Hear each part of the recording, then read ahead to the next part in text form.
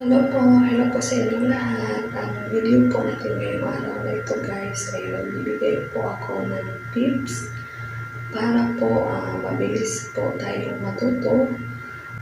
Ito guys, para po ito sa mga first timer at saka sa mga ex-abroad na pupunta po dito sa Saudi Arabia. So magbibigay ako ng tips para mabilis ka na matuto sa mga gamit nila dito sa Saudi Arabia. Pero bago po ako magbigay ng mga tips, gusto ko po sana huwag niyong kalimutang i-like, i-share, mag-comment, at higit sa lahat ay mag-subscribe kayo guys.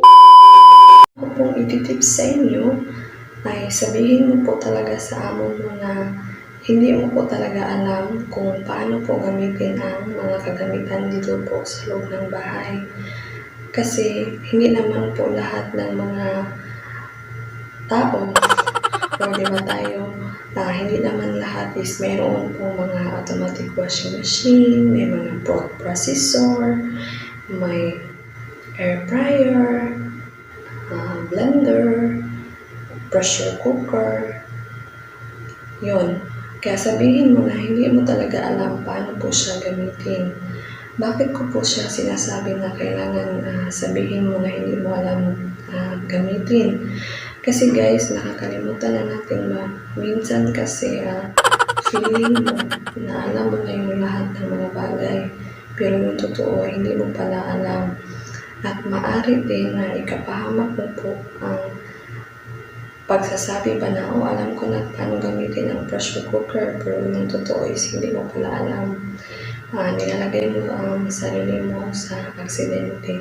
Kasi pag hindi po nagamit ng maayos ang pressure cooker, sasabi sobra ang pressure sa loob ng pressure cooker. May mga paraan po talaga paano siya gamitin. At yung automatic washing machine din guys, nag-child lock po siya.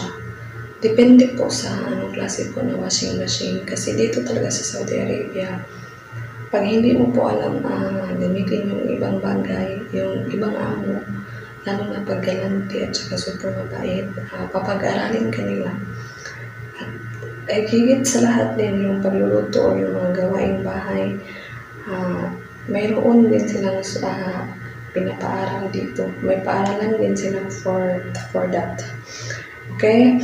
Then, the next is, kung hindi mo na-gets, di ba?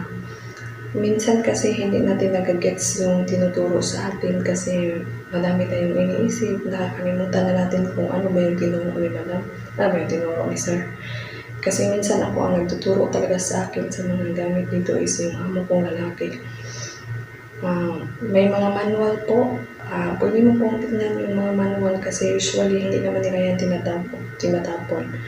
Ang kailangan lang is marunong kang magbasa ng English para magawa mo yung ina-assemble mo or yung katulad ba sa air fryer, paano siya i-operate, at saka yung sa washing machine, paano siya i-on, paano ba siya stop, yung mga ganun. Ang number 3 naman na ituturo ko sa inyo, pag nawala yung manual at saka hindi malinaw yung patuturo po ng amo, gamitin mo yung internet mo, so i-YouTube mo po siya. Meron pong nag-tutorial ng mga paano ba gamitin ang air fryer, paano ba gamitin ang food processor, paano ba gamitin ang automatic washing machine, yung mga ganon. So yun lamang po ang iti-tips ko sa inyo ngayong araw. Sana po ay nagustuhan ninyo ang video ito at maraming salamat pala sa lahat po ng mga dumadalaw sa aking silent live streaming, at maraming salamat din po sa mga nag-subscribe. Umabot na po ako ng 600 subscribers. At yun lamang po. Bye!